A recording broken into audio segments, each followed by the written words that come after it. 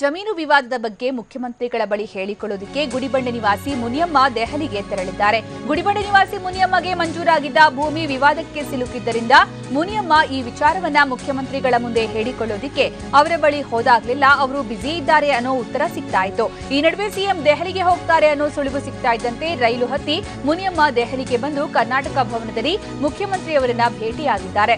ಆಕೆ ತನ್ನ ಕಥೆ ಹೇಳಿಕೊಳ್ತಾ ಇದ್ದಂತೆ ಸಿಎಂ ಕಣ್ಣಾಲಿಗಳು ತುಂಬಿ ಬಂದ್ವು. ತಕ್ಷಣವೇ ಜಿಲ್ಲಾಧಿಕಾರಿ ದೀಪ್ತಿ ಕಾನಡೆಗೆ ಫೋನ್ ಮಾಡಿ ಮುನಿಯಮ್ಮನ ಸಮಸ್ಯೆ ಪರಿಹರಿಸುವಂತೆ ಸೂಚನೆ ನೀಡಿದ್ರು.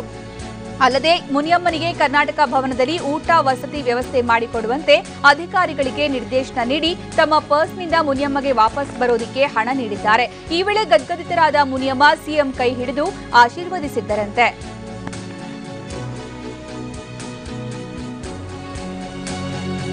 ತನ್ನ ಜಮೀನು ವಿವಾದದ ಬಗ್ಗೆ ಮುಖ್ಯಮಂತ್ರಿಗಳ ಬಳಿ ಹೇಳಿಕೊಳ್ಳೋದಕ್ಕೆ ಗುಡಿಬಂಡೆ ನಿವಾಸಿ ಮುನಿಯಮ್ಮ ದೆಹಲಿಗೆ ತೆರಳಿದ್ದಾರೆ. ಗುಡಿಬಂಡೆ ನಿವಾಸಿ ಮುನಿಯಮ್ಮಗೆ ಮಂಜೂರಾಗಿದ್ದ ಭೂಮಿ ವಿವಾದಕ್ಕೆ ಸಿಲುಕಿದ್ದರಿಂದ ಈ ವಿಚಾರವನ್ನ ಮುಖ್ಯಮಂತ್ರಿಗಳ ಬಳಿ ಹೇಳಿಕೊಳ್ಳೋದಕ್ಕೆ ಅವರ ಬಳಿ ಹೋದಾಗ್ಲಿಲ್ಲ. ಅವರು ಬ್ಯುಸಿ ಇದ್ದಾರೆ ಅನ್ನೋ ಉತ್ತರ ಸಿಗ್ತಾ ಇತ್ತು. ಈ ನಡುವೆ ಸಿಎಂ ದೆಹಲಿಗೆ ಹೋಗ್ತಾರೆ ಅನ್ನೋ ಮಾಹಿತಿ ಸಿಗ್ತಾ ಇದ್ದಂತೆ ರೈಲು ಹತ್ತಿ ಮುನಿಯಮ್ಮ ದೆಹಲಿಗೆ ಬಂದು ಕರ್ನಾಟಕ ಭವನದಲ್ಲಿ ಮುಖ್ಯಮಂತ್ರಿಯವರನ್ನ ಭೇಟಿಯಾಗಿದ್ದಾರೆ.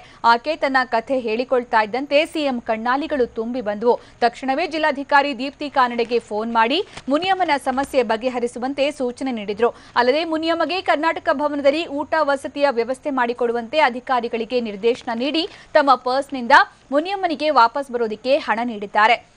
ಈ ವೇಳೆ ಗದ್ಗದಿತರಾದ ಮುನಿಯಮ್ಮ ಸಿಎಂ ಕೈ ಹಿಡಿದು ಆಶೀರ್ವಾದ ಮಾಡಿದ್ರಂತೆ.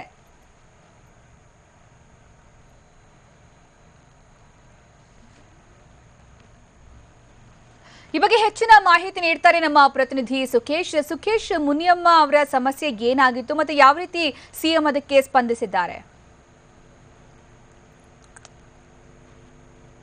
ಜಿಲ್ಲೆಯ ಮತ್ತು ಗುಡಿಬಂಡೆಗೆ ಸೇರಿದಂತ ಮುನಿಯಮ್ಮ ಅನ್ನುವಂತ ಮಹಿಳೆ ಅವರು ತಮ್ಮ ಭೂ ವಿವಾದಕ್ಕೆ ಸಂಬಂಧಪಟ್ಟಂತೆ ಮುಖ್ಯಮಂತ್ರಿಗಳನ್ನ ಭೇಟಿ ಮಾಡಲಿಕ್ಕೆ ಬಯಸಿದ್ರು. ಆದ್ರೆ ಬೆಂಗಳೂರಿನಲ್ಲಿ ಇದ್ದಂತ ಸಂದರ್ಭದಲ್ಲಿ ಮುಖ್ಯಮಂತ್ರಿಗಳು ಸಾಕಷ್ಟು ಬಿಸಿ ಶೆಡ್ಯೂಲ್ ಇರೋದ್ರಿಂದ ಸಿಗಲ್ಲ ಇಲ್ಲಿ ಅನ್ನುವಂತ ಒಂದು ಮಾಹಿತಿ ನಡೆಸಿಕೊಂಡು ಅವರು ದೆಹಲಿಗೆ ತೆರಳ್ತಾ ಇದ್ದಾರೆ ಅನ್ನೋದು ತಿಳ್ಕೊಂಡು ಅವರು ರೈಲಿನ ಮುಖಾಂತರವಾಗಿ ದೆಹಲಿಗೆ ತೆರಳಿದ್ದಾರೆ. ಅಲ್ಲಿನ ಕರ್ನಾಟಕ ಭವನದಲ್ಲಿ ಮುಖ್ಯಮಂತ್ರಿಗಳನ್ನ ಭೇಟಿ ಮಾಡಿ ಮನವಿಯನ್ನ ಕೊಟ್ಟಿರ್ತಕ್ಕಂಥದ್ದು.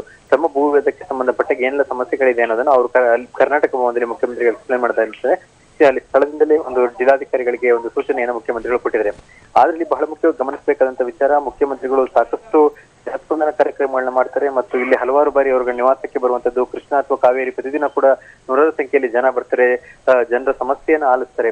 ಆದ್ರೆ ಮುನಿಯಮ್ಮ ಅವರು ಯಾಕೆ ದೆಹಲಿವರೆಗೆ ತೆರಳಿದ್ರು ಅನ್ನುವಂಥದ್ದು, ಅಂದ್ರೆ ಇಲ್ಲಿ ಅವರಿಗೆ ಮುಖ್ಯಮಂತ್ರಿಗಳ ಭೇಟಿಗೆ ಅವಕಾಶ ಸಿಗಲಿಲ್ವಾ ಅಥವಾ ಅಲ್ಲಿ ಬಂದಂತ ಸಂದರ್ಭದಲ್ಲಿ ಅವಕಾಶವನ್ನ ಪೊಲೀಸರನ್ನ ನಿರಾಕರಿಸಿದ್ದ ಅಥವಾ ದೆಹಲಿಗೆ ಹೋದ್ರೆ ಅಲ್ಲಿ ಅವರು ಸ್ವಲ್ಪ ಫ್ರೀಯಾಗಿ ಸಿಗ್ಬಹುದು ಅನ್ನೋ ಕಾರಣಕ್ಕೆ ನೇರವಾಗಿ ಹಣವನ್ನ ಖರ್ಚು ಮಾಡ್ಕೊಂಡು ದೆಹಲಿಗೆ ಹೋದ್ರ ಅನ್ನುವಂಥದ್ದು. ಒಟ್ಟಾರೆಯಾಗಿ ತಮ್ಮ ಸಮಸ್ಯೆಯನ್ನ ದೆಹಲಿಗೆ ಹೋಗಿ ಅಲ್ಲಿ ಮುಖ್ಯಮಂತ್ರಿಗಳ ಬಳಿ ಹೇಳ್ಕೊಂಡು ಸಮಸ್ಯೆಗೆ ಪರಿಹಾರವನ್ನು ಕಂಡುಕೊಳ್ಳಲಿಕ್ಕೆ ಪ್ರಯತ್ನವನ್ನ ಮಾಡಿದರೆ ಮತ್ತು ಈ ರೀತಿ ಒಂದು ಸಮಸ್ಯೆ ಹೇಳ್ಕೊಂಡು ದೆಹಲಿಯವರೆಗೆ ಬಂದಂತ ಮುನಿಯಮ್ಮನನ್ನ ಕಂಡು ಮುಖ್ಯಮಂತ್ರಿಗಳು ಕೂಡ ಕ್ಷಣಕಾಲ ಮತ್ತು ಅವರಿಗೆ ಸೂಕ್ತವಾದ ವ್ಯವಸ್ಥೆ ಮತ್ತು ವಾಪಸ್ ಹೋಗ್ಲಿಕ್ಕೆ ಹಣದ ವ್ಯವಸ್ಥೆಯನ್ನು ಬೇಕು ಕೆಲವನ್ನ ಮಾಡಿ ಕಳಿಸ್ಕೊಡುವಂತ ಒಂದು ಕೂಡ ಮುಖ್ಯಮಂತ್ರಿಗಳು ಮಾಡಿರುವಂತದ್ದು. ಒಟ್ಟಾರೆಯಾಗಿ ರಾಜ್ಯದ ಜನರನ್ನ ಸಮಸ್ಯೆ ಆಲಿಸಲಿಕ್ಕೆ ರಾಜ್ಯದಲ್ಲಿ ಸಿಗ್ತಕ್ಕಂಥ ಮುಖ್ಯಮಂತ್ರಿಗಳನ್ನ ಹುಡುಕಿಕೊಂಡು ಮುನಿಯಮ್ಮ ಅಲ್ಲಿಗೆ ಯಾಕೆ ಹೋದ್ರೆ ಅನ್ನುವಂಥದ್ದು ಕಾಡ್ತಿರುವಂತ ಪ್ರಶ್ನೆ. ಸುಕನ್ಯಾ, ಧನ್ಯವಾದ ಸುಖೇಶ್.